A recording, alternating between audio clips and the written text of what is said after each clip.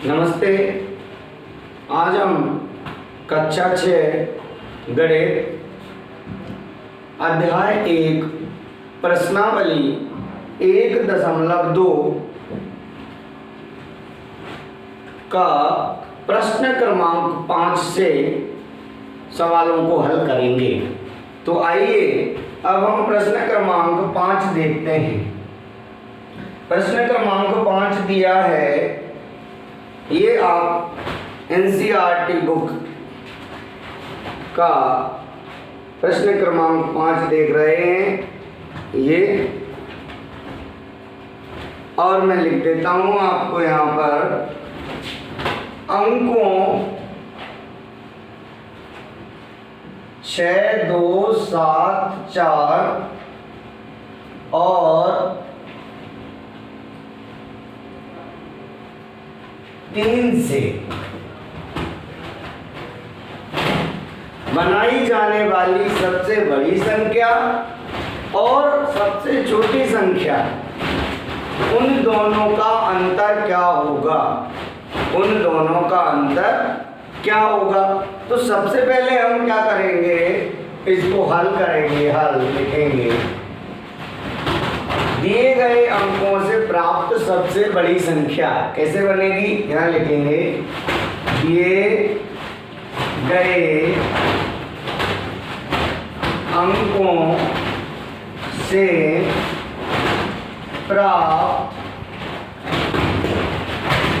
सबसे बड़ी संख्या। सबसे बड़ी संख्या क्या हो जाएगी, कैसे लिखेंगे, सबसे बड़ी संख्या पहले लिख दो, फिर उससे छोटी, फिर उससे छोटी, फिर उससे छोटी, तो सबसे बड़ी संख्या बन जाएगी।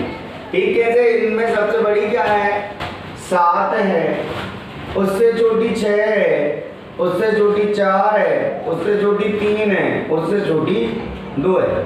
ये हमारी 76,432 जो बनी वह हो गई सबसे बड़ी संख्या।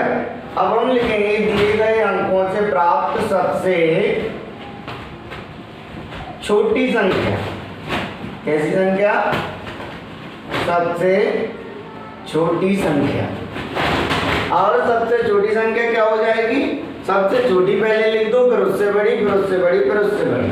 सबसे छोटी हमारे पास क्या है, 2, 3, 4, 6 और 7, यानी 23,467। आप समझ पा रहे हैं। ठीक, अब हमें क्या याद करना है, हमें याद करना है दोनों संख्याओं का अंतर। हम लिखेंगे दोनों संख्याओं का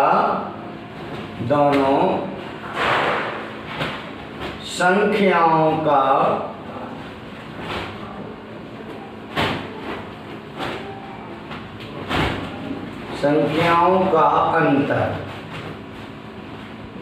क्या होगा, घटा देना होगा। क्या करना पड़ेगा, यहाँ घटा दो आप इसको माइनस लगा के। जैसे ही हम घटाएंगे तो हमारे पास प्राप्त होगा 12 में से 7 जाएगा 5, 1, यहाँ कुछ नहीं था, एक इधर ले लिया, ये हो गया आपका 2। फिर इसको 12 कर लेंगे, 12 में से 6 जाएगा, बचेगा 6। यहाँ कितने हो गए, 3, एक इसको ले लेंगे तो 13 में से 4 जाएगा, कितना बचेगा, 9। ये हो गया, 5 में से 3 गया, बचा 2, 7 में से 2 गया 5, 52,965। अतः दोनों संख्याओं का अंतर आ जाएगा 52,965। इसको आप लोग नोट कर लें। अब हम प्रश्न क्रमांक 6 करेंगे। आपने नोट कर लिया होगा। आइए हम प्रश्न क्रमांक 6 करते हैं।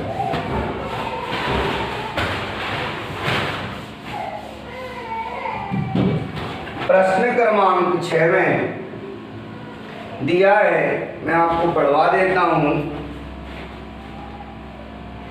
एक मशीन औसतन एक दिन में 2,825 पैच बनाती है। जनवरी 2006 में उस मशीन ने कितने पैच बनाए। ठीक, अब हमने लिखा इसका हल मशीन द्वारा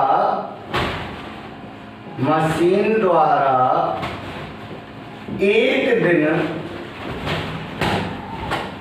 में बनाए गए पेंच बराबर हो गए आपके, मशीन द्वारा एक दिन में बनाए गए पेंच हो गए 2825।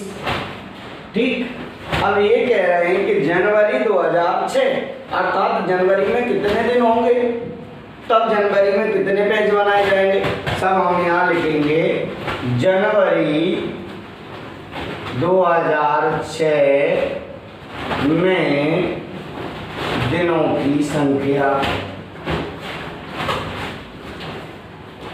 अब जनवरी चाहे 2006 की हो, चाहे 2010 की हो, चाहे 2020 की हो, जनवरी माह में कितने दिन होते हैं, 31 दिन होते हैं। 31 डेज ऑफ जनवरी, जनवरी में 31 दिन होते हैं, तो यहाँ लिख देंगे हम 31।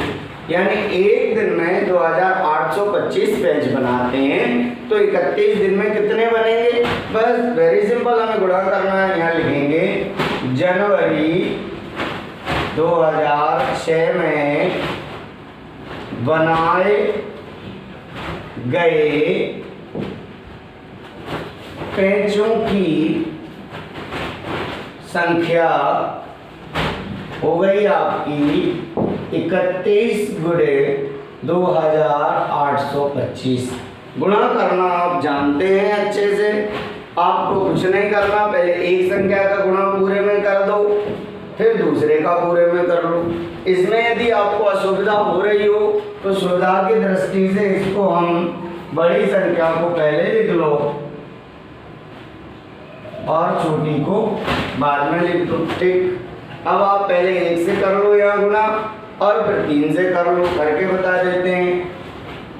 1 से करोगे तो 5, 2, 8, 2 कितने हो गए, यहाँ गुणा का निशान लगा दो। अब 3 का 15 का 5, 3 दूना 6 और 1 7, 3 8 किया 24 का 4, हंसलाई 2, 3 दूना 6 और 2 8, इनको जोड़ लो। क्या करना पड़ेगा, 5 का 5, 5 2 7, 8 6 14 का 4, 4 2 6 और 1 7 और 8 का 8, यानी 87,400, 400 नहीं, 8 और 6 14, 1 मिनट रुकिएगा, 3 दूना 5 3 15 का 5, 3 दूना 6 और 1 आएगा यहाँ पे 7, तो 8 और 7 कितना हो जाएगा यहाँ, ठीक, 4 और 6 किए हो गए। यहाँ लिखेंगे जनवरी 2006 में बनाए गए पेंचों की संख्या 87,575 होगी, है ना। यहाँ लिखेंगे जनवरी 2006 में बनाए गए पेंचों की संख्या 87,575 होगी। समझ गए आप। सबसे पहले हमने एक दिन का हमें दिया था, हमने 2006 मार्च का जनवरी का दिन निकाला और उस दिन में जो हमारा एक दिन का काम था उसका गुणा कर दिया, और गुणा करने के पश्चात जो आंसर आया वही हमारा आंसर हो गया। ठीक है, अब आप इसको नोट कर लें। अब हम प्रश्न क्रमांक 7 को हल करेंगे। प्रश्न क्रमांक 7, चलिए।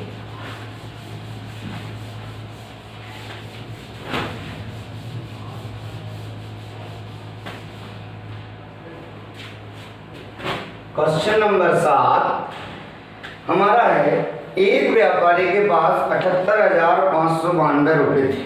ठीक, देखना प्रश्न क्रमांक है 7। एक व्यापारी के पास 78,592 रुपये थे। उसने 40 रेडियो खरीदने का ऑर्डर दिया। प्रत्येक रेडियो का मूल्य 12 रुपये था, इस खरीदारी के बाद उसके पास कितनी धनराशि शेष बच जाएगी। ठीक, अब यहाँ लिखेंगे हम व्यापारी के पास कुल धनराशि, व्यापारी के पास कुल धनराशि बराबर कितने पैसे थे, 78,592। ठीक, अब यहाँ लिखेंगे हम एक रेडियो का मूल्य बराबर 1200 रुपये। कितने रेडियो ऑर्डर किए उसने, 40 रेडियो ऑर्डर किए। यहाँ लिखेंगे 40 रेडियो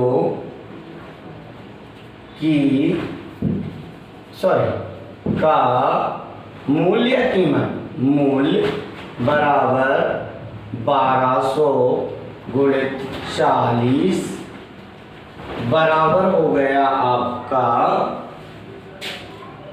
जब जीरो पीछे लगी हो तो ज़्यादा परेशान होने की ज़रूरत नहीं है, जितने जीरो हैं उतने लिख दो। सबसे पहले एक जीरो ये है, दो ये है, कितने हो गए, 3 जीरो, यहाँ लिख दो 3 जीरो। 4 का जब 12 में गुना करो तो 12 चुपके 48। कितने रुपए के हो गए रेडियो, 48,000 के रेडियो हो गए। अब ये कह रहे हैं कि व्यापारी के पास कितनी शेष राशि बची। 78,000 रुपये में से उसने 40,000 रुपये रेडियो वाले को दे दिए। अब कितना पैसा शेष बचा, यहाँ लिखेंगे हम व्यापारी के पास शेष बची राशि, शेष राशि बराबर हो जाएगी उसके पास कुल थी 78,592। ठीक, और 48,000 रुपये के तो खरीद लिए रेडियो। तो अब कितनी बचेगी, ये आपका 2, ये आपका 9, ये आपका 5, 8 में से 8 जाएगा 0 और 7 में से 4 जाएगा 30, यानी 30,592 रुपये व्यापारी के पास शेष बच जाएंगे। कितनी राशि शेष बच जाएगी, 30,592 रुपये व्यापारी के पास शेष बच जाएंगे। ठीक है, इसको आप नोट कर लें। इस प्रकार प्रश्न क्रमांक 7 भी हमारा कंप्लीट हुआ। आइए हम अब प्रश्न क्रमांक 8 और आज की इस क्लास का अंतिम क्वेश्चन करते हैं। सिर्फ आपको इन जो थ्योरिकल सवाल हैं, जो अभारती सवाल हैं, उनमें आपको क्वेश्चन को अच्छे से पढ़ना है, थोड़ा सा दिमाग का उपयोग करना है और उसको सॉल्व कर देना है। आसानी से आपको सवाल बहुत अच्छे तरीके से आने लग जाएंगे। अब मैं आपको 8वां सवाल दिखाता हूँ और फिर समझाता हूँ। कक्षा 6 NCERT जो गणित है, 8वां सवाल आप देख रहे हैं। एक विद्यार्थी ने 7,236 को 56 के स्थान पर 65 से गुना कर दिया। उसके उत्तर सही उत्तर से कितना अधिक था। ठीक, कोई बच्चा था, उसने क्या किया, ये मैं आपको क्वेश्चन नंबर 8 का हल बता रहा हूँ। NCERT गणित हिंदी माध्यम से हम पढ़ रहे हैं। एक विद्यार्थी ने 7,336, ध्यान देना संख्या क्या थी, 7,336 में 56 से गुणा करना था किसी संख्या में, लेकिन 7,336 में उसने 236, ध्यान दीजिएगा 236, 7,236 में उसने 65 से गुणा कर दिया। 5 की जगह 6 और 6 की जगह 5 लिख दिया। अब ये कह रहे हैं कि कितना ज़्यादा लिख दिया, तो आप परेशानी की ज़रूरत क्या है। अलग अलग नियम बताते हैं बहुत सारे शिक्षक, बहुत कुछ दिमाग लगाना, लेकिन कक्षा 6 में बच्चे के पास कितना दिमाग होता है, उसी हिसाब से हमको ये हल करना है। बिल्कुल परेशान मत होइएगा, आप दोनों का गुणा अलग अलग कर लीजिएगा। किंतु किताब में ये लिखा है कि दोनों का अलग अलग करने की जरूरत नहीं है, लेकिन मैं मानता हूँ अच्छे से समझने के लिए करने की जरूरत है। आपको क्या करना है, इनका गुणा कर लीजिएगा, आप गुणा कर लेंगे। गुणा करना आप जानते हैं, पहले 6 का 4 में करना, फिर 5 का 4 में करना, जो आंसर आए यहाँ लिखेंगे, फिर 5 का करेंगे, फिर 6 का करेंगे। मैं यहाँ डायरेक्ट आंसर लिख रहा हूँ, ठीक है। हमने मान लो गुणा करके देखा इनका, इन दोनों का जब गुणा किया तो हमारे पास जो आंसर आया वो आया इकाई, दहाई, सैकड़ा, हजार, 10,000, लाख, 4,05,216, ठीक है। उसको 56 से गुणा करना था तो आंसर आता उसका 4,05,216, लेकिन उसने 65 से जब गुणा कर दिया तो उसका आंसर आ गया 4,70,340, ये उसका आंसर आ गया। अब हमें ये बताना है कि कितना ज्यादा आ गया आंसर, है ना, क्या ज्ञात करना है कि कितना अधिक था, है ना। अब सही उत्तर से अधिक, कितना अधिक, तो हमें क्या करना पड़ेगा, हमको घटाना पड़ेगा। तो 4,70,340 में से हमको 4,05,216 घटाना पड़ेगा, ठीक। और जब हम घटाएंगे, देखो मैंने ऐसे लिखा है तो आप कंफ्यूज मत होइएगा, आप एक के नीचे एक लिख करके ही घटाइए, जैसी आपकी प्रोसीडिंग है। अब आप धीरे धीरे बड़ी कक्षाओं में जाएंगे तो आप सीख जाएंगे कि हमें जोड़ना, घटाना, गुणा अब अलग अलग ना करके डायरेक्ट भी करना आता है। अब हम जब इसको घटाएंगे तो हमारे पास आंसर आएगा 65,124। कितना ज्यादा लिख दिया था उसने, 65,124 जो भी है उसका अंतर आ गया था। इस प्रकार आज हमने प्रश्न क्रमांक 5 से प्रश्न क्रमांक 8 तक के सवाल इस कक्षा में हल किए। अब आगे के सवालों को हम आगे के कक्षा में हल करते रहेंगे और धन्यवाद।